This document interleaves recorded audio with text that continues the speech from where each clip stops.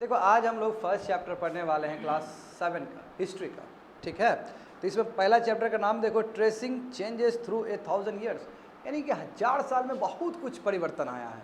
अब देखो एक मैप बनाने के कॉन्टेक्स्ट में ही चेंज आया, उसमें देखो मैप कुछ और दिख रहा है तुमको, और पीछे देखोगे तो मैप कुछ और दिखेगा, और पीछे वाला जो तुमको मैप दिखेगा वो एकदम अभी से रिलेट करता है। बट उस समय जो पहला वाला जो मैप देखोगे उस समय बहुत अलग था वो। तो कहने का मतलब है कि 1000 ईयर्स में हमने बहुत कुछ सीखा है, जो रियल है उसको प्रेजेंट करना, तो वही सब बताया जाएगा। यहाँ पे देखो मैप 1 और मैप 2 देख लो। मैप 1 जो बनाया गया था वो 1154 सी में बनाया, कॉमन एरा में बनाया गया था। कौन बनाए थे? अरब जोग्राफर अल इदरीसी, ये बनाए थे।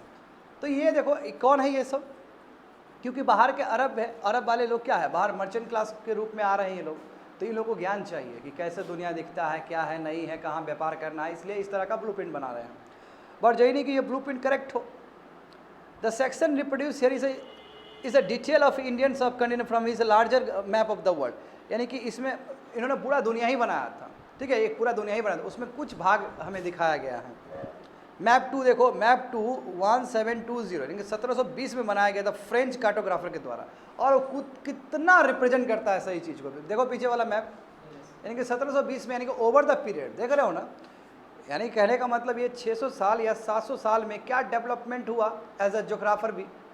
करेक्ट, दो मैप देखो डिफरेंट है एक दूसरे से, और सेकंड वाला काफ़ी मैच करता है। इधर मैप में देखोगे तो south India is where we would expect to find north India and Sri Lanka is the island at the top. देखो ठीक उल्टा दिया गया है ना, कि श्रीलंका बताओ ऊपर दिखा दिया गया है, तो श्रीलंका का भी ऊपर तो हो ही नहीं सकता है। अभी रियल मैप देखते हैं तो पता चलता है श्रीलंका नीचे है कि नहीं। यहाँ पे ध्यान दो, मैप क्लास में भी प्रेजेंट है, यहाँ पे देखो मैप यहाँ प्रेजेंट है, और जो अरब जोग्राफर है इसने श्रीलंका को ऊपर दिखा दिया गया, मैप में देख सकते हो वहाँ पे।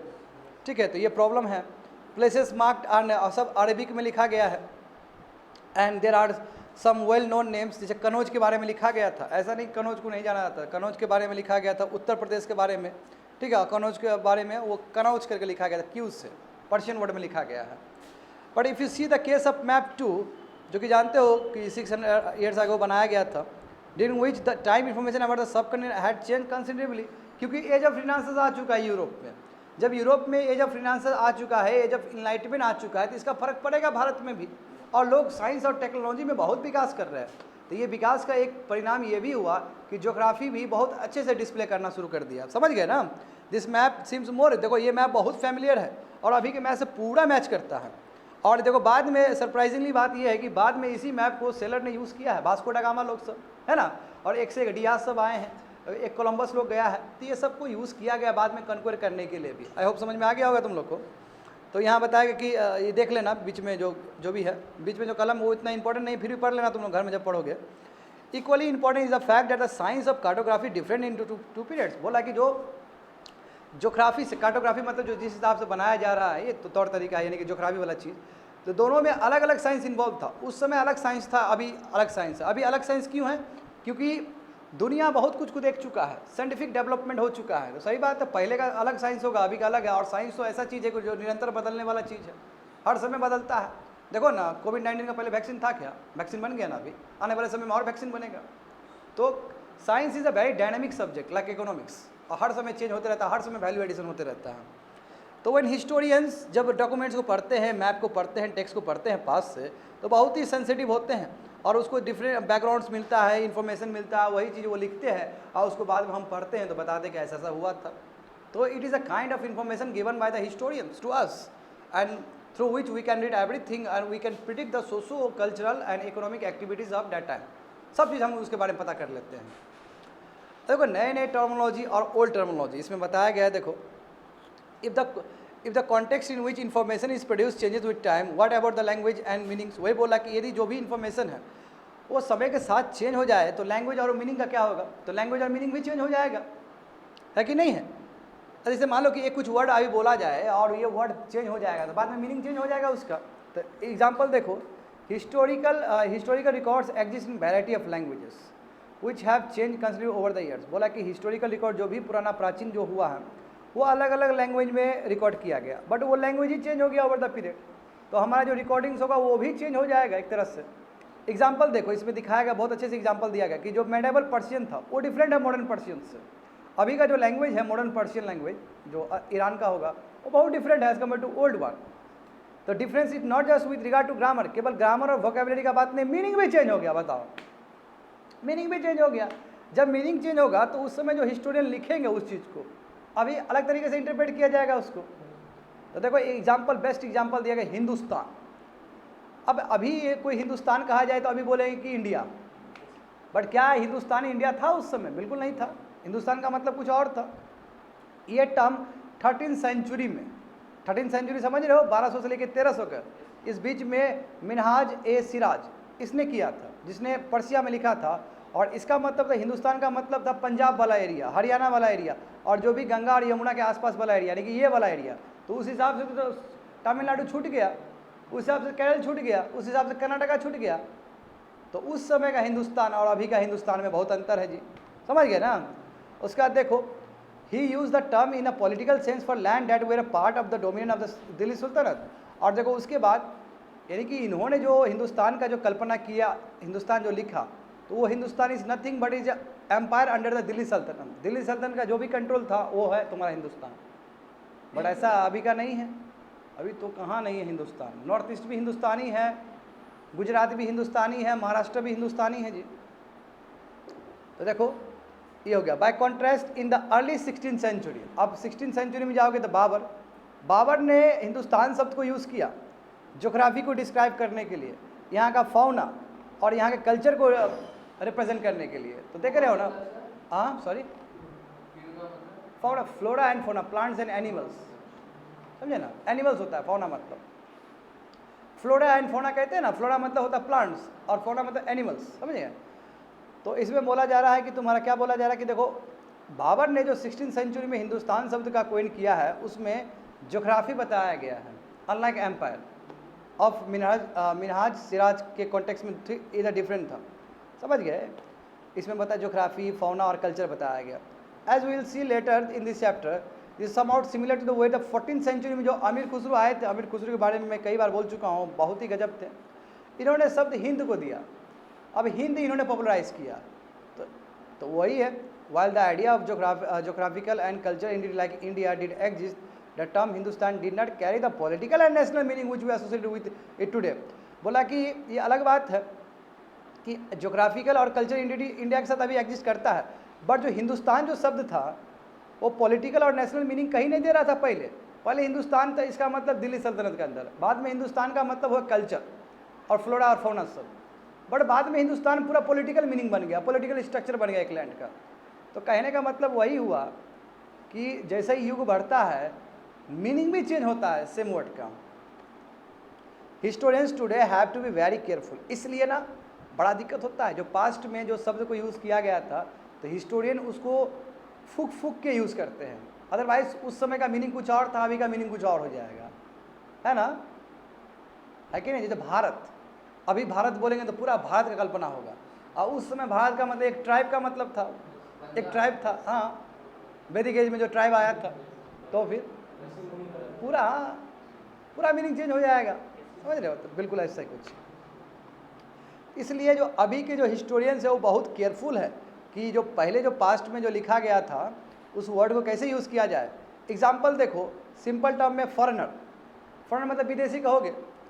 अब in it is a use today in means someone who is not Indian. अभी देखो विदेशी का मतलब होता है जो इंडियन नहीं है। मैं उस समय विदेशी का मतलब होता था यदि एक गांव है और दूसरे गांव का आदमी आया वो भी विदेशी। उस समय एक विलेज है, उस विलेज में दूसरे जगह का आदमी आया तो वो भी उसका विदेशी हो गया। और अभी देखो, अभी क्योंकि नेशन स्टेट का थ्योरी है, अभी पूरा कंट्री एज अ होल है ना, तो बाहर का गोरा चिट्ठा को देख लेंगे तो हम बोलेंगे क्या ये फॉरेनर है। उस समय ऐसा था कि हमारे ऐसा आदमी भी दिखने वाला पर दूसरा गांव से आया वो भी फॉरेनर है। तो देखो कैसे विदेशी वाला वर्ड चेंज हुआ ओवर द पीरियड। तो ये बोला it is a use today to mean someone who is not Indian. अब देखो पास्ट में मेडिवल पीरियड में फॉरेनर का मतलब कोई भी स्ट्रेंजर हो सकता है जो आपके विलेज में आया है और आपका विलेज का हिस्सा नहीं है, वो समझे, वो आपका सोसाइटी का हिस्सा नहीं है, आपका कल्चर का हिस्सा नहीं है। हिंदी में यही टर्म को हम परदेसी कहते हैं। परदेसी वही बाद में जाकर तुम्हारा पर्शिया में यही अजनबी शब्द बनता है। अजनबी जानते हो कितना गाना बना है, कौन सा गाना गाना चाहोगे तुम लोग? अरे यार बताओ, तब तो तुम लोग 90s का गाना ही नहीं सुनता है। बताओ कौन सा गाना गाओगे? हाँ देखो ये 70 का बता दिया। हाँ अजनबी वाला कोई है? अजनबी वाला है तो अजय देवगन का अजनबी मुझे इतना बता गाना नहीं तो फिर अरे 90 का सुनेगा नहीं, 90 का ही तो है हम। देखो वहाँ पे ए सिटी ड्वेलर यानी कि जो बाहर सिटी में रहने वाले आदमी, वो भी बताओ माइट हैव रिगार्ड, एक फॉरेस्ट ड्वेलर को फॉरेनर बोल सकता है, यानी कि फॉरेस्ट में रहने वाला आदमी वो यदि सिटी में आएगा तो सिटी वाला रहने वाला आदमी के कॉन्टेक्स्ट में वो फॉरेनर हो गया। तो देखो यहाँ पे कोई नेशन वाला कॉन्सेप्ट ही नहीं है। कहीं से बाहर से आया कोई विलेज से, सिटी से गांव गया तो वो बन गया वहाँ पे फॉरेनर। हाँ नेटिविज्म, वहाँ के लोग मेन लोग। हाँ हाँ नेटिविज्म कॉन्सेप्ट है, क्योंकि नेशन थ्योरी नहीं बना है ना, नेशन एज अ होल नहीं बना है। बिल्कुल सही बात। तो सिटी ड्वेलर जो होंगे, सिटी में रहने वाले लोग होंगे, उसके लिए फॉरेस्ट ड्वेलर एक फॉरेनर बन जाएगा। बट दो पीजेंट्स जो कि सेम विलेज में रह रहे हैं वो फॉरेनर्स नहीं होंगे एक दूसरे के लिए। और ये अलग बात है कि उसका रिलीजन अलग हो सकता है, कास्ट सिस्टम अलग हो सकता है, कास्ट बैकग्राउंड अलग हो सकता है, तौर तरीका अलग हो सकता है, बट वो फॉरेनर नहीं है। समझ में आया कौशिक क्या बोल रहे हैं? तो हिस्टोरियन एंड देयर सोर्सेज, जब देखते हैं कहाँ हिस्टोरियंस लोग जो थे अपना सोर्सेज कहाँ से लाए, कैसे कैसे इन्वेस्टिगेशन किए हैं। तो historian use different types of sources. सही बात है, जब इतना पेचीदा है कि एक वर्ड का meaning over the period change हो गया है, तो हिस्टोरियंस के लिए एक्स्ट्रा रिस्पॉन्सिबिलिटी कि अत्यधिक किताब पढ़िए, आर्कोलॉजी सर्वे पे डिपेंड करिए, तब जाके आप कोई निष्कर्ष निकालिए। देखो हिस्टोरियन क्या करते हैं, डिफरेंट सोर्सेज को यूज़ करते हैं ताकि पास को समझ सके, उसको स्टडी कर सके ढंग से और अच्छे से इन्वेस्टिगेशन करे इसके ऊपर। एग्जाम्पल देखो, तुमने गुप्ता डायनेस्टी के बारे में पढ़ा ही है, पूरा पढ़ा दिया गुप्ता डायनेस्टी के बारे में क्लास 6 में, है ना, और हर्षवर्धन के बारे में पढ़ा है। तो इसमें पढ़ोगे ये चीज़, in this book will read, हम पढ़ेंगे 700 से लेकर 1750 तक, क्योंकि मेडिवल पूरा ये जो 7 का बुक है पूरा मेडिवल इंडिया है ना, जानते हो ना, पूरा मेडिवल इंडिया है। तो पढ़ोगे मेडिवल इंडिया, क्योंकि हमने एंशिएंट इंडिया 6 में पढ़ा और मेडिवल इंडिया इसमें पढ़ेंगे हम लोग। तो तुम देखोगे इसमें कि कुछ कुछ कंटिन्यूटी हो रहा है, सोर्सेज जो हिस्टोरियन यूज़ किए थे पास्ट में वही चीज़ यहाँ पे भी यूज़ किया जाएगा। एग्जांपल देखो, यानी कि एंशिएंट को भी हमने ट्रेस करने के लिए हमने कोइंस को यूज़ किया, इंस्क्रिप्शन का यूज़ किया, तो इस बार भी करेंगे ये सब चीज़। तो वही बोला, दे स्टिल रिलाई, अभी भी कोइंस पे, इंस्क्रिप्शन पे, आर्किटेक्चर पे और टेक्सचुअल किताब पे डिपेंड करते हैं लोग मेडिवल इंडिया को भी ट्रेस करने के लिए। But there is a considerable discontinue, मगर बहुत सारा चीज़ है कि नया नया चीज़ भी आया है जो नहीं कि वो सेम ही होगा, उसमें वैल्यू एडिशन भी हुआ है, नया नया चीज़ भी आया है जिसकी वजह से हम हिस्टोरियन पता कर सकता है कि और भी कुछ हो सकता है उस समय, और भी उस समय कुछ हैपनिंग्स हुआ होगा। The number and variety of textual records increase dramatically during this period. But ये जो मेडिवल पीरियड है इसमें किताब होता बहुत लिखना शुरू कर दिया, लोग एक से एक इंटेलेक्चुअल आए हैं। क्यों? क्योंकि टर्की का इसका रूल है, दिल्ली सल्तनत का है, दिल्ली सल्तनत में एक से एक पॉइंट बैठे हुए हैं वहाँ पे, वो तरह तरह की किताब प्रोड्यूस करेंगे। तो they slowly displace other types of, और बाकी जो इन्फॉर्मेशन था वो इन्फॉर्मेशन खत्म होना शुरू हो गया। देखो दिक्कत पता है मेडिवल इंडिया क्या है, उसमें कोर्ट के बारे में बहुत कुछ लिखा गया है, कॉमन आदमी में फोकस नहीं किया गया है, समझे। अब देखो इसलिए पेपर ग्रेजुअली लोग यूज़ करना शुरू कर देंगे तो चीपर हो जाएगा एंड मोर वाइडली, तो जब चीपर हो जाएगा तो सभी लोग के पास पहुंच जाएगा, लोग सब लिखना शुरू कर देंगे। पीपल देखो use to write holy text, किताब लिख रहे हैं, क्रॉनिकल लिख रहे हैं, राजा का बारे में लिख रहे हैं कि राजा का ये राजा एक्स है, इसके पिताजी वाई थे, ऐसे करके लिखना शुरू कर देगा। लेटर्स जो सेंट है, टीचिंग्स, देखो भक्ति मूवमेंट भी तो इसी दौर का है, तो कबीर जी का दोहा लिखा जाएगा, है ना, मीराबाई का बहुत कुछ लिखा जाएगा, शंकराचार्य का बहुत कुछ फिलोसॉफी सब लिखा जाएगा। तो ये सब दौर है। पिटिशंस हो गए, जुडिशियल रिकॉर्ड्स वगैरह लिखा जाएगा, अकाउंट्स, टैक्सेस, हर एक चीज़ का लिखा जाएगा वहाँ पे, क्यों पेपर अवेलेबल है इसलिए। तो मोनोस्क्रिप्ट्स कलेक्टेड होगा, manuscript were collected by the wealthy people, rulers, monastery and temples, और जो हाथ से जो लिखने वाला चीज़ है वो अभी भी इंपॉर्टेंट होगा। तो उसको बट उसको जो फाइनेंस करेंगे उसको या कलेक्ट करेंगे इन्फ्लुएंसर लोग ही कर सकते हैं, क्योंकि वो बहुत महंगा होगा। तो ऐसे लोग वेल्दी पीपल, रूलर्स, मोनेस्ट्री और टेम्पल्स इसको प्रिजर्व करके रखेंगे, मोनोस्क्रिप्ट जो हाथ से लिखा जाता है, और बाद में इसको लाइब्रेरी में रख दिया है क्योंकि वो इंपॉर्टेंट है, इंपॉर्टेंट पीस ऑफ इन्फॉर्मेशन है, तो उसको लाइब्रेरी में रखिए और आर्किव्स में रखिए। आर्किव्स का मतलब क्या है, जहाँ पे हिस्ट्री का किताब सब रखा जाता है, इंपॉर्टेंट किताब। हाँ ठीक है, वही छुपा का जरूरी नहीं है, रखा जाता है ताकि आपको वैल्यूएबल इन्फॉर्मेशन दे। ठीक है, अभी भी आर्किव्स है, जाके तुम जवाहरलाल नेहरू का म्यूजियम जाओगे ना, समझ में आ जाएगा। This manuscripts and documents provide a lot of detail information. सही बात है, हिस्टोरियन को देगा, बट बड़ा डिफिकल्ट है उसको यूज़ करना। क्यों? कई तो फ्रैगमेंट स्टेज में है, जैसे मेगास्थेनिस का इंडिका जो किताब लिखा गया है उसका स्थिति बहुत ख़राब है, और कहीं तो किताब का जो मीनिंग है बहुत डिफरेंट है, उस समय का अलग लैंग्वेज, अभी का लैंग्वेज अलग, तो उसको यूज़ करना बड़ा मुश्किल है, समझे ना। तो there was no printing press in this days, और उस समय प्रिंटिंग प्रेस तो नहीं था, पेपर यूज़ होना शुरू हो गया, वो बात का बात है, पर उस समय प्रिंटिंग प्रेस तो भारत में कौन लाया, पता जल्दी से? हाँ, पोर्टुगीज़ लाया था ना, तो पोर्टुगीज़ तो बहुत बाद में आया है। अभी पोर्टुगीज़ जो आया है तो वो हम कह सकते हैं मेडावल का अंतिम वाला हिस्सा है, लास्ट वाला है। 1500 के बाद आएगा, क्योंकि 1607 के बाद तो तुम्हारा मॉडर्न इंडिया हो जाएगा। औरंगजेब का डेथ, मॉडर्न इंडिया स्टार्ट। तो ये 1500 है, तो तुम्हारा 1500 मतलब क्या है कि 1500 और 100 का गैप है, तो कह सकते हैं कि मेडावल इंडिया का लास्ट डिकेड में तुम्हारा ये आया है, प्रिंटिंग प्रेस सब आया है, ठीक है, कंफ्यूज नहीं होना है। देखो हाँ वही तो बोला, तो लास्ट में आया कि नहीं आया, लास्ट सेंचुरी में आया कह सकते हो। तो कोई प्रिंटिंग प्रेस नहीं है उस समय। स्क्राइब बताओ खुद, क्या प्रिंटिंग प्रेस, जहाँ पे देखो अभी जाते हो ना प्रिंटिंग प्रेस में, अभी जेरक्स कर देता है, तो एक सिंपल एक चीज़ को तुम 100 पीस भी बनवा सकता है, that is called printing press. कितना आसान हो जाएगा। अभी तुमको हम कोई दस्तावेज दिए, तुम बोला कि सर 100 पीस भी हम करके ला सकते हैं, आराम से कर सकते हो। और यदि प्रिंटिंग प्रेस नहीं होता तो वही चीज़ लिखता आदमी बैठ के, तो आदमी जो बैठ के लिखेगा तो बहुत मेहनत है ना, मैक्सिमम कितना 10 बनेगा 15 बनेगा।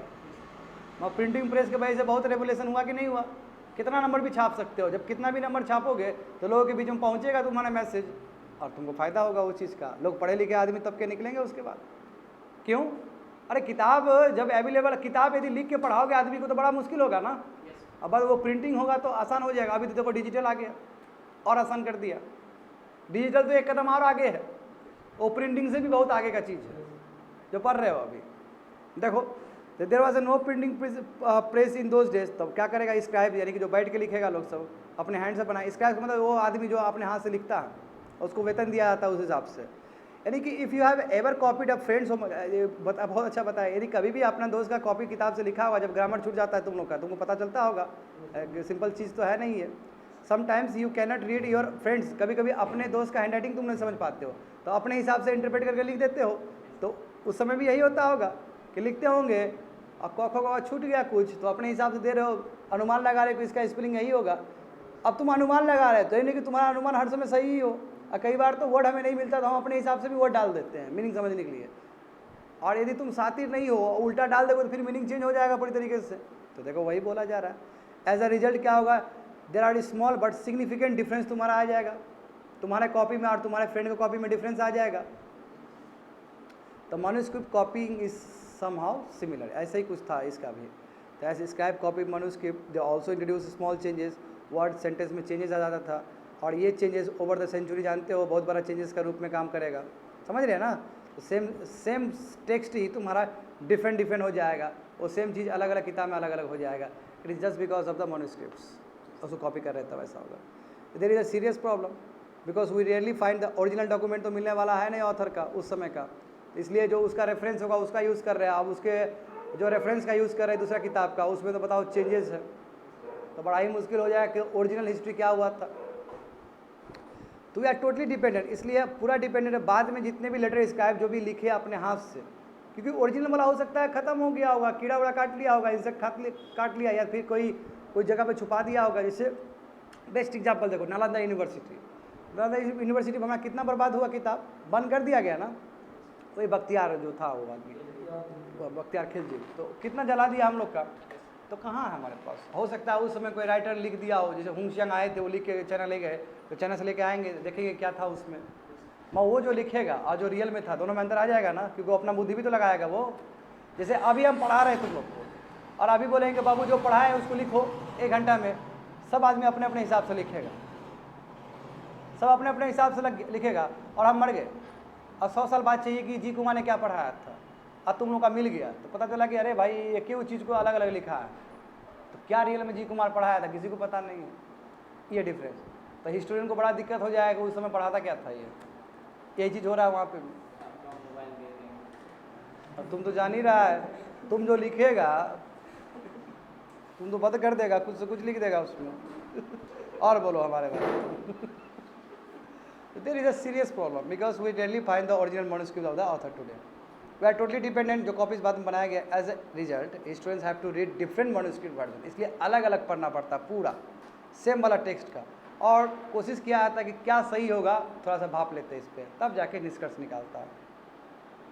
On occasion authors revise their chronicles at different times. हाँ, बार बार क्रॉनिकल, यानी कि आज एक छापे तो फिर लेटेस्ट दूसरा एडिशन, फिर तीसरा एडिशन, ऐसे होता है ना। जैसे कोई किताब को वो मंगवाते हो तो अलग अलग एडिशन आता है कि नहीं आता है, 5th एडिशन 6th एडिशन, तो ऑथर लोग भी करते थे इस तरह का। जैसे 14th सेंचुरी में क्रॉनिकल एक आया था, क्रॉनिकलर जियोदिन बर्नी, ये अपना फर्स्ट क्रॉनिकल लिखते हैं, फर्स्ट सीरीज लिखते हैं 1356 में, और उसका 2 साल में फिर नया 2 वर्जन निकालते हैं अपना। The two differ from each other, बताओ दोनों एक दूसरे से अलग है, but historian did not know about the existence, historian को पता ही नहीं था कि फर्स्ट इसका भी है वर्जन, जो बाद में 2 लिखे वो जाने, वो पहले इसका यदि था वो पता ही नहीं था, वो तो लास्ट में तुमको 1960 से मिला है। जब 1960 से मिला तो फिर हिस्टोरियन पढ़ेगा पिछले वाले का, देखो पिछले वाला था, अब जब मैच करेगा तो पता चला मैच ही नहीं हुआ है, तो कहीं गड़बड़ है, समझे।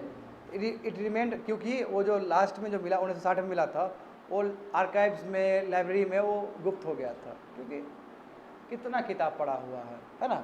अब हिस्टोरियंस को इच्छा होगा तभी न जाके वो किताब पढ़ेगा, और हर आदमी को जरूरी नहीं इच्छा। जैसे एग्जाम्पल देखो, लाल बहादुर शास्त्री के बारे में पता ही नहीं है इंडियंस को कि क्या हुआ था उनके साथ, क्या क्या चीज़ किए थे, तो उसके लिए देखते हो मूवी बनाते वक्त कितना, वो जो मूवी बना था ना उनका कश्मीर फाइल्स के जो बनाए थे, क्या नाम है उनका, ताशकंद फाइल्स, तो ताशकंद फाइल्स का रिसर्च एंड डेवलपमेंट जब हो रहा था तो कितना मुश्किल आया था वो डायरेक्टर को, तो ऐसा प्रॉब्लम होता है।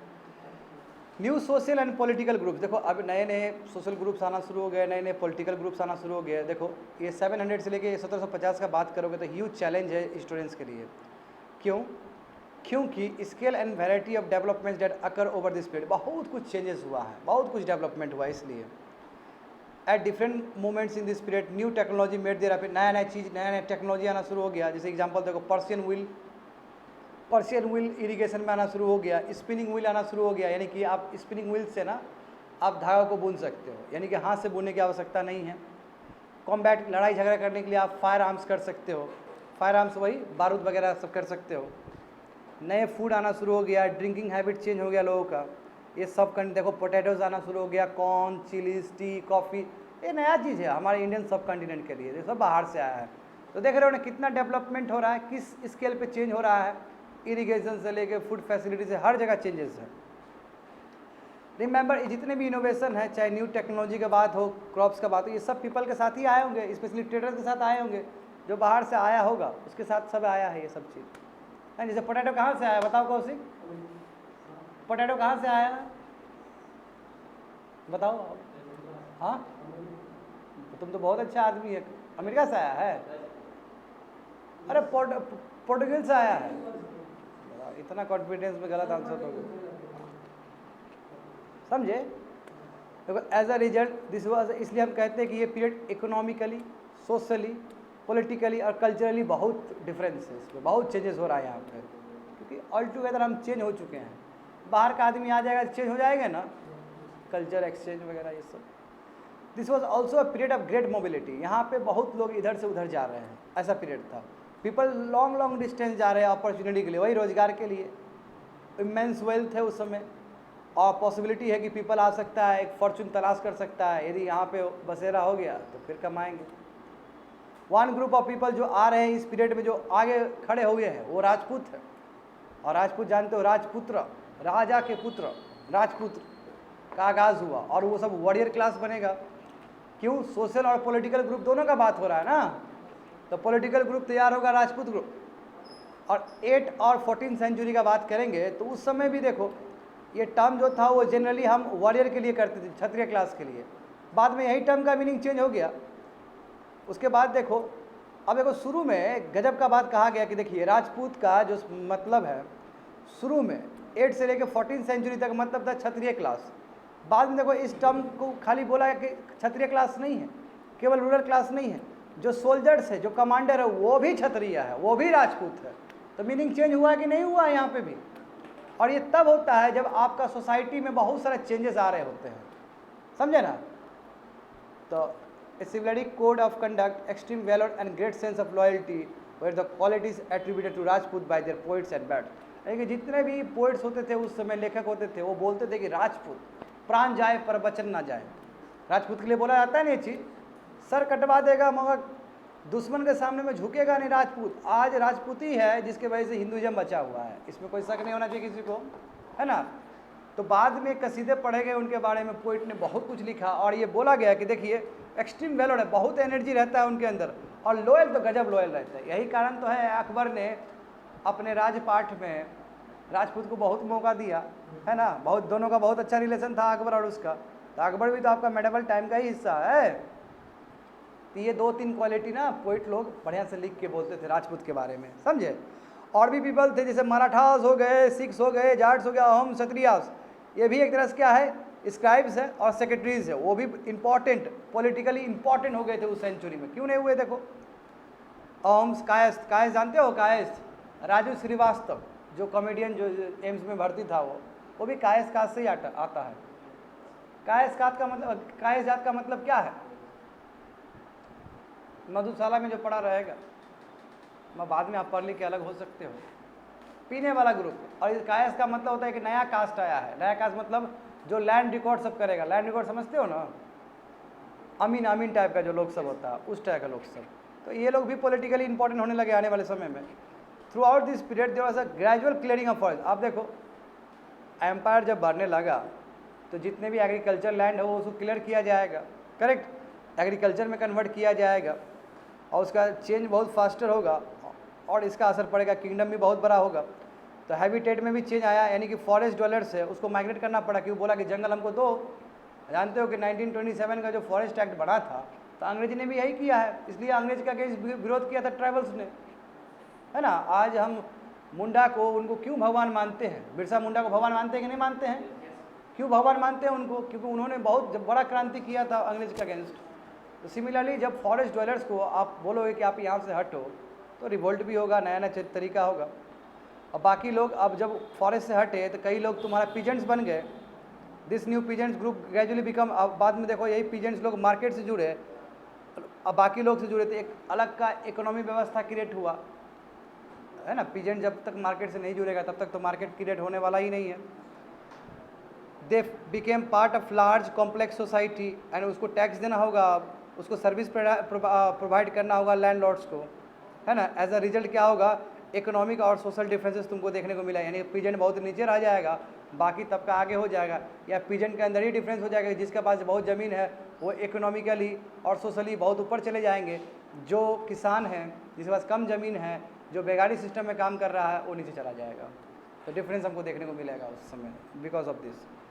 सम पोजेस मोर प्रोडक्टिव लैंड, किसी के पास वही बोला बहुत ज़्यादा लैंड रहेगा, किसी के पास कैटल रहेगा, आर्टिसन के पास एग्रीकल्चर एक्टिविटी ड्यूरिंग द, हाँ आर्टिसन का भी अपना डिमांड होता है कि ड्यूरिंग सम सीजन ही उसको मौका मिलेगा, 2 महीना उसका आर्टिसन का मौका मिला है कि 2 महीना तक उसका डिमांड है, बाकी टाइम क्या करेगा, बाकी टाइम वो भी पीजेंट बन जाएगा। तो खाना तो है ना आपको। देखो मजदूर, देखो मजदूर जाता है, कमाता है, फिर आता है, फिर वो लेबर बन जाता है, एग्रीकल्चर लेबर बन जाता है। तो वही तुम्हारा आर्टिसंस के साथ हो रहा है। A society become more differentiated, people were grouped into jati, देखो वही सब कास्ट शुरू हो गया और रैंक होना शुरू हो गया, क्या आपका बैकग्राउंड है, क्या आपका ऑक्यूपेशन है, तो वहाँ से कास्ट सिस्टम में डेवलप होना शुरू हो गया। हालांकि कास्ट सिस्टम वर्ना सिस्टम से ही आ रहा है, बट इसमें बताया जा रहा है कि नए नए कास्ट सिस्टम कैसे जुड़ रहे हैं।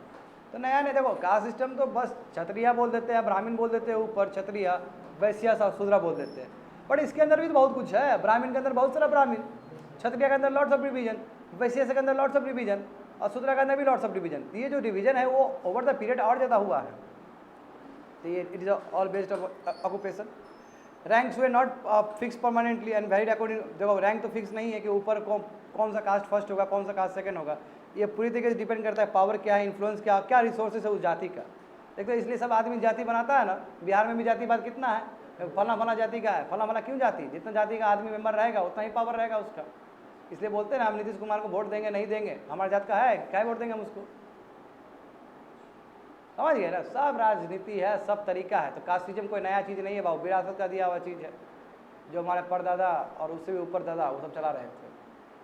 इसी के लिए तो संघर्ष किए थे जितने भी बड़े बड़े फ्रीडम फाइटर्स। देखो तो स्टेटस ऑफ द सेम जाति कुड वेरी फ्रॉम, बताओ सही बात है कि नहीं है, सेम जाति का स्टेटस अलग अलग जगह अलग अलग है। जैसे देखो बिहार का जो गुप्ता है वो गुजरात में हो सकता है कमज़ोर हो सकता है बिहार का जो प्रसाद है हो सकता है बिहार में कमज़ोर हो, बाकी जगह सही हो, ऐसा हो सकता है ना। तो बोला कि जो सेम कास्ट का आदमी भी अलग अलग जगह पे अलग अलग उसका स्टेटस था। ऐसा होता कि नहीं होता है? अरे छोड़ दो ना, एक बिहार के अंदर ही डिवीजन है, हर डिस्ट्रिक्ट में वही जाति अलग अलग लेवल पे बैठा हुआ है। तो जाति, अब देखो जाति क्या करेगा, अपना रूल्स बनाएगा, रेगुलेशन बनाएगा ताकि उसके मेंबर उसको मैनेज करे, ठीक से चले। तो दिस रेगुलेशन वही इन्फोर्स बाय द, वही जो बड़े बड़े लोग हैं, एल्डर्स लोग हैं, वही बोलेंगे कि आपको ये फॉलो करना है क्योंकि आप फलना फलना जाति से आते हैं, ठीक है, यही जाति पंचायत हो जाएगा व्यवस्था। बट जाति ऑल्सो रिक्वायर्ड, बट जाति को फॉलो करना, जितने भी जाति वाले लोग होंगे उसको फॉलो करना होगा विलेज का रूल्स एंड रेगुलेशंस। तो several village were government by chief man, जो मेन इंपॉर्टेंट आदमी है वो पूरी तरीके से उसको कंट्रोल करता है अच्छे से। And together they were form a small unit of state that is called village. तो यहाँ से विलेज बन जाएगा, यानी कि अलग अलग जात का आदमी है और सबको एक चीफ मैन कर रहा है पाए। और यहाँ से आने वाले समय में विलेज पंचायत का आगाज हो जाएगा, पंचायत व्यवस्था। तो पंचायत व्यवस्था जो क्रिएट हो रहा है इसी तरह जाति के आधार पे हो रहा है, और जो कि कंट्री को प्रॉब्लम में भी देगा, क्योंकि ज़्यादा जाति बात हो जाएगा फिर यूनिटी का कोई बात नहीं करेगा, नेशन एज ए वन बात नहीं करेगा, पूछेगा तुम बिहारी है कि हरियाणी है। तो अभी तो छोड़ दो ना, बिहारी के अंदर सब डिवीजन है, तुम बनिया है कि तुम वो है फलना है, तो बोल दो फलना है तो बोले जाओ भागो यहाँ से। और तुम बोल देगा कि हम ये है, आओ बाबू चाय पियो, तुम्हारे लिए तो रखा है ये सब। जाति बात तो बहुत ज़्यादा है स्टेट में, समझे? क्या मैं सही बोल रहा हूँ?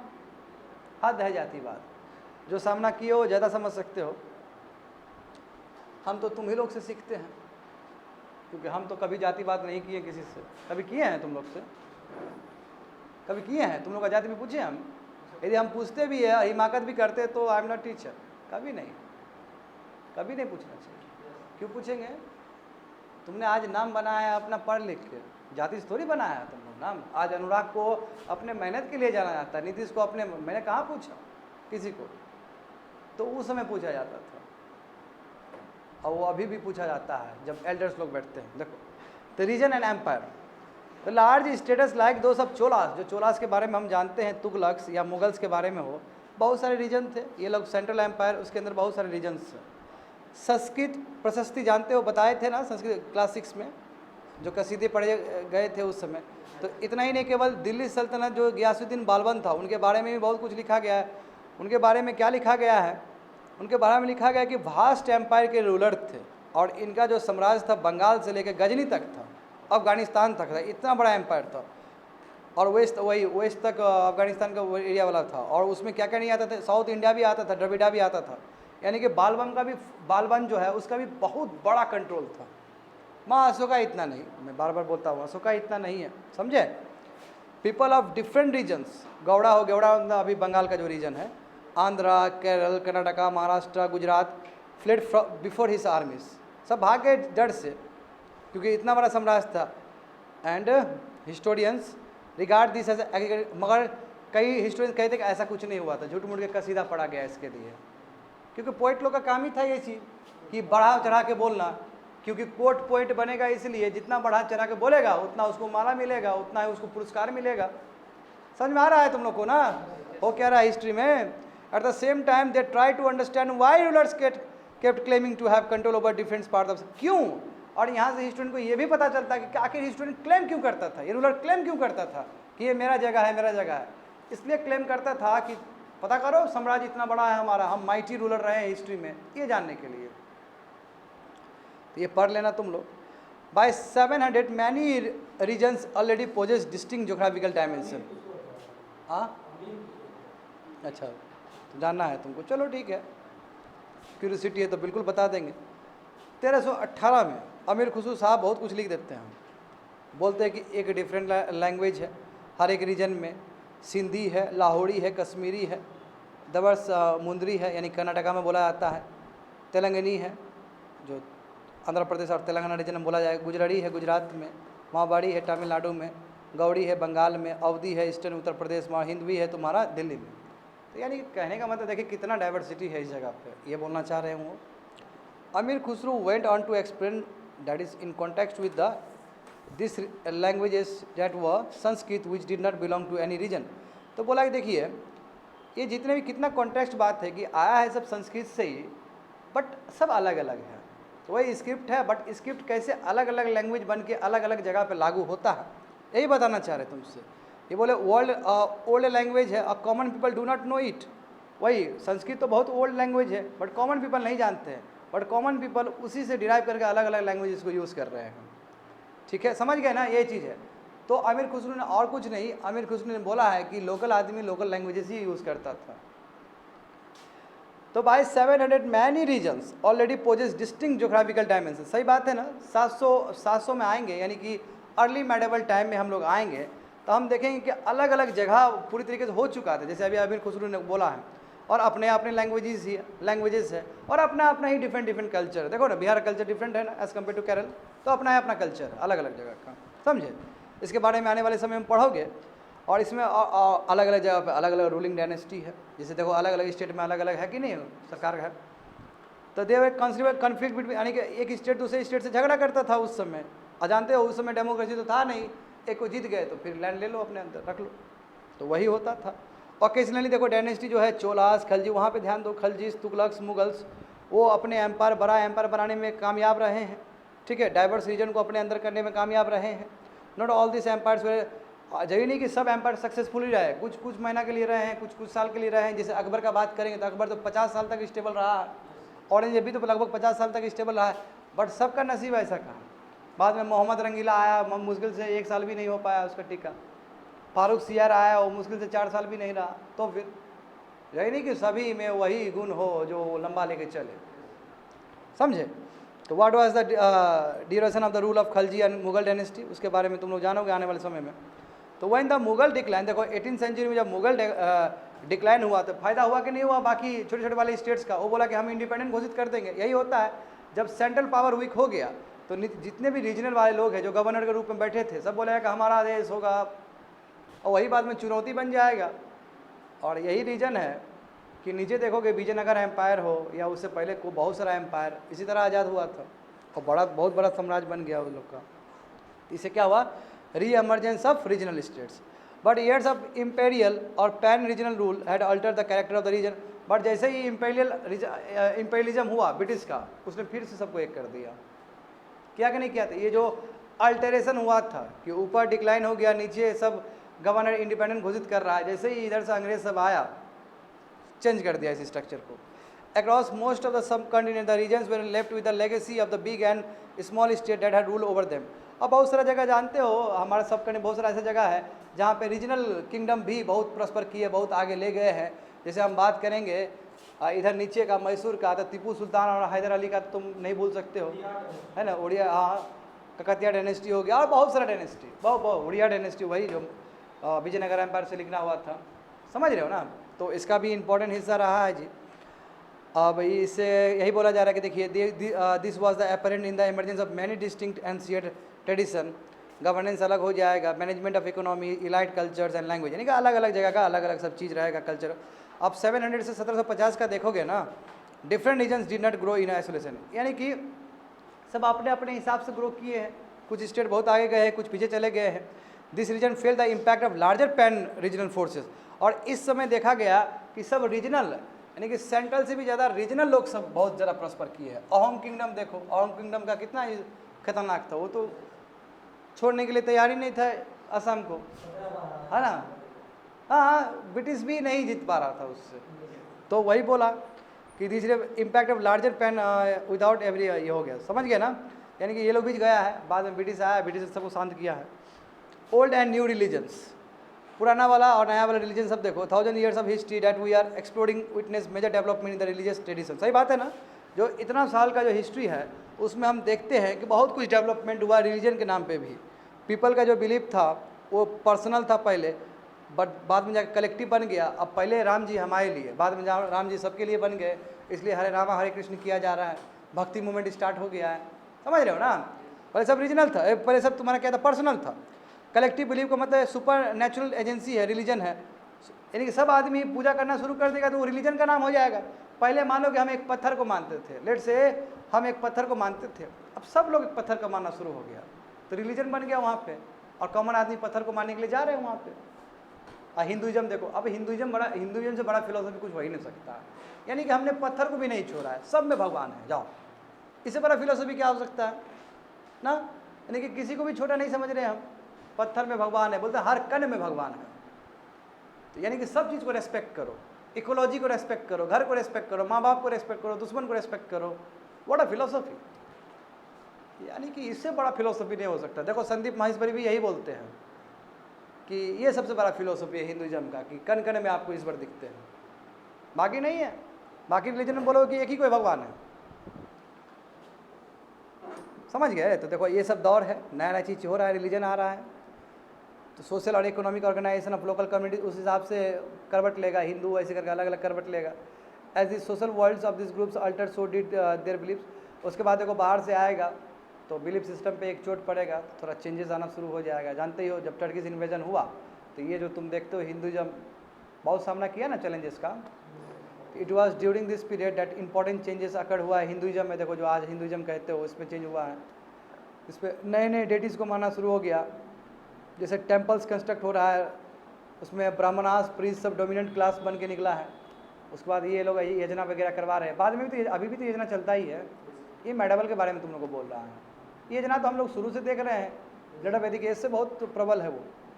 There knowledge of Sanskrit text on the Brahmans. अब देखो चूँकि ब्राह्मण्स को संस्कृत टेक्स्ट आता है, उसको रिचुअल्स आता है, तो उसका इज्जत बहुत ज़्यादा हो जाएगा, वो लर्नड क्लास हो जाएगा, इसलिए उसका जो पोजीशन है वो डोमिनेंट हो जाएगा। देखो एक पढ़ा लिखा आदमी है और एक कम पढ़ा लिखा आदमी है, तो जो पढ़ा लिखा आदमी है उसका ऑटोमेटिकली पोजीशन डोमिनेंट हो जाता है कि नहीं है। और लोगों को सोचना पड़ता है कैसे बात करें इसे, क्योंकि बहुत ज़्यादा पढ़ा लिखा आदमी है ये, और एक अनपढ़ आदमी है तो उससे बात करने में कोई दिक्कत नहीं है आपको, उल्टा अपना ही फिलोसफी झाड़ के चलाओगे। तो यही हुआ कि ब्राह्मण इस हिसाब से डोमिनेंट होना शुरू हो गए और इनको पैटर्न्स भी मिल गया। और नए रूलर सब चाहते हैं कि अपना कायम करे, साम्राज्य बनाए। तो नया रूलर होगा तो वो पूरी तरीके से ब्राह्मण्स को अपने पलड़े में रखेगा, क्योंकि ब्राह्मण्स का सपोर्ट का मतलब है पीपल का सपोर्ट। जैसे अभी भी जो बड़ा बड़ा जात होता है, भूमियार जात होता है, उसको अपने पलड़ा में रखा जाता है ना, क्योंकि भूमियार का बहुत कंट्रोल होता है नीचे तक, भले ही इनका आबादी कम हो, मगर ये बहुत इन्फ्लुएंशियल है। तो ब्राह्मण्स भी वैसे ही कि बहुत इन्फ्लुएंशियल है, तो राजा लोग चाहेंगे कि इसके साथ में रखे इसको, ताकि सोसाइटी पे फुल कंट्रोल हो। तो one of the major development जो हुआ था उस समय वही भक्ति, जहाँ पे लव, पर्सनल डेटी, यानी कि भगवान और मेरे बीच में प्रीस्ट का कोई काम ही नहीं है। हम बोलेंगे हरे रामा हरे कृष्ण, भगवान मिल जाएंगे। तो कितना सरल हो गया, क्योंकि हिंदुइज्म बहुत मूवमेंट से गुजरा है, समझे। अब देखो एक तो बुद्धिज्म जब आ गया था तो उस समय हिंदुइज्म का सत्यानाश हो गया था। जब बुद्धिज्म और जैनिज्म आया था तो पता चला ना, क्लास 6 में पढ़ाए थे, हालत खराब कर दिया था हिंदुइज्म का। फिर आदि शंकराचार्य, माधवाचार्य, रामाचार्य, ये लोग तो बहुत आगे ले गए। और उधर देखो बैठे ही है नॉर्थ इंडिया में तुम्हारा कबीर जी, तुलसीदास, गोस्वामी तुलसीदास, शंकराचार्य, एक से एक लोग बैठे हुए हैं। अब भक्ति क्यों, आपको रिफॉर्म करना है हिंदुइज्म को, हिंदुइज्म को बोलोगे कि अभी भी प्रीस्ट होगा तो काहे कॉमन आदमी बिलीव करेगा आपको। रिफॉर्म्स आ रहे हैं, देखते हो अभी अभी अभी भक्ति में आदमी लीन हो जाता है। पहले भक्ति में लीन नहीं होता था, पहले योजना उजना करना पड़ता था, प्रीस्ट को पैसा देना पड़ता था, घी वो देना पड़ता था। अभी बिना घी का भी तुम भक्ति में लीन हो सकता है। तो सी द डिफरेंस। तो आदमी को ज़्यादा मज़ा ये आएगा कि बिना पैसा खर्चा हुए ही भगवान कह दी हमको दुआ मिल जाए तो बढ़िया बात है। यही भक्ति मूवमेंट है, समझे। इसके बारे में पढ़ोगे आने वाले समय में। This was also the period when new religion सब कंटिन्यू में आना शुरू हो गया, वही इस्लाम जो आना शुरू हो जाएगा। मर्चेंट्स और माइग्रेंट्स वो आ रहे हैं, तो होली कुरान के बारे में लेके आ रहे हैं 7th सेंचुरी में, क्योंकि 7th सेंचुरी से पहले कुछ वही 7th सेंचुरी अरब में हो गया बहुत बड़ा, सऊदी अरब में बहुत बड़ा क्रांति हो चुका है। इस्लाम असर पड़ेगा भारत में भी। मुस्लिम देखो कुरान को होली बुक मानता है, जैसे हम भागवत गीता को मानते हैं, और उसमें यही कहा गया था कि मात्र एक कोई खुदा है, वो अल्लाह है, और उनके लव से, उनके मर्सी से कोई भी वंचित नहीं है, सबको प्यार करते हैं वो, चाहे कोई भी सोशल बैकग्राउंड हो। अब ऐसे धर्म को लेके आओगे और बोलोगे कि कोई भी सोशल बैकग्राउंड का हो उसको अल्लाह अपना सकते हैं, तो जो हमारे भारत में जो हिंदू भाई लोग हैं, जो नीचे जात के हैं, जिसको बहुत कष्ट का यातना करना पड़ रहा है, ऐसा लोग कहेगा ही कि हमको यही तलाश है, हम भी मुस्लिम बनना चाहेंगे, क्योंकि वहाँ पे सोशल इक्वलिटी का बात होता है। यही कारण है कि इस्लाम भारत में फैला है। इस्लाम को 2 तरीके से फैलाया गया, hard power and soft power. Soft power ये है कि सोशल, आपका कोई सोशल डिफरेंस नहीं रहेगा, आपको बराबर का अधिकार दिया जाएगा। और यहाँ जानते हो हिंदुइज्म में बड़ा ही झोलझाल है, यहाँ तो कास्ट के अंदर कास्ट है, तो बोले कि हम इस्लाम बन जाएंगे, कोई कास्टिज्म वाला बात ही नहीं होगा, आराम से जिएंगे सब इक्वल। आज जितने मुसलमान पाए जाते हैं भारत में, सब इसी तरह कन्वर्ट हो के आए थे। मैं ओपनली बोल रहा हूँ, ये मैं नहीं, स्कॉलर बोलते हैं ऐसा। और DNA जब मैच किया था हमारे मुस्लिम भाई लोग का, अभी का मुस्लिम पता चलता है एक ही वंशज थे हम लोग। समझ गए ना, तो ये है हमारा ये। तो मैनी रूलर्स वेर पैट्रन्स, देखो बहुत सारे रूलर्स क्या है, सब पैट्रन्स थे इस्लाम के भक्त थे ये लोग। उलेमा जानते हो ना, जो प्रिस्ट होते हैं उन लोग का, हाँ थियोलॉजियंस और जूरिस्ट, जो वो पूजा पाठ वाला भी काम करते हैं उन लोग का, और प्लस वो जूरिस्ट का भी काम सर, क्योंकि वो देखो सरिया लॉ से दिया आता है ना फैसला, तो मौलवी लोग बैठते हैं कि नहीं बैठते हैं, तो एक तरह से वो जजेस हो गए उस हिसाब से। जैसे हिंदुइज्म में देखो इस्लाम वॉज इंटरप्रेटेड, जैसे हिंदुइज्म है उस तरह इस्लाम भी अलग अलग तरीके से इंटरप्रेट करता है फॉलोअर्स लोग।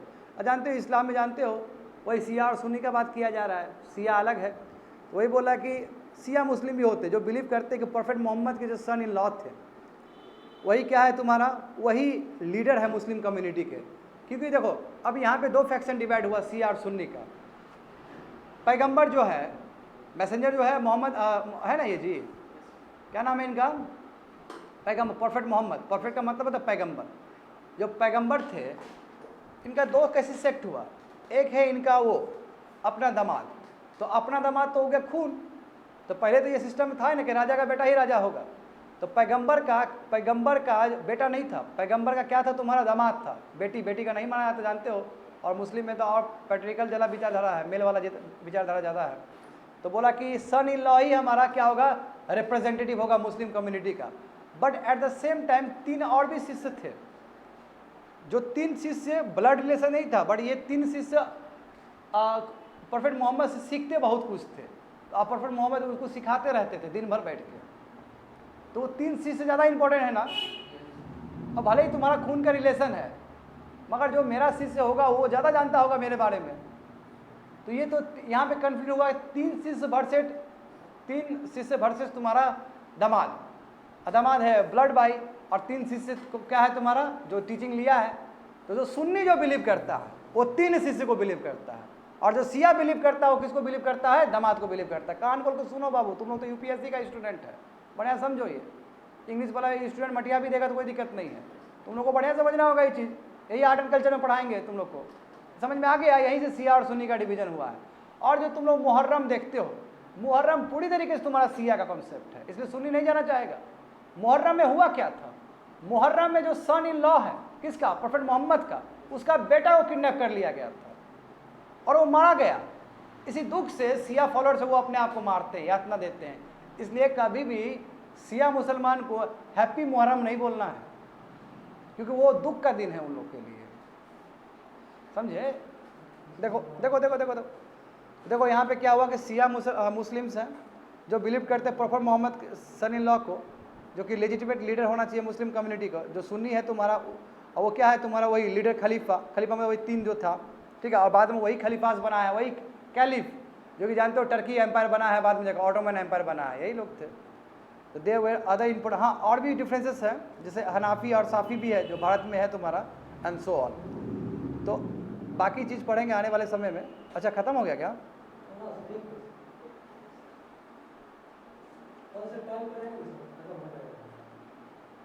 लेट हो जाएगा, छोड़ो कल कर देंगे, फाइन।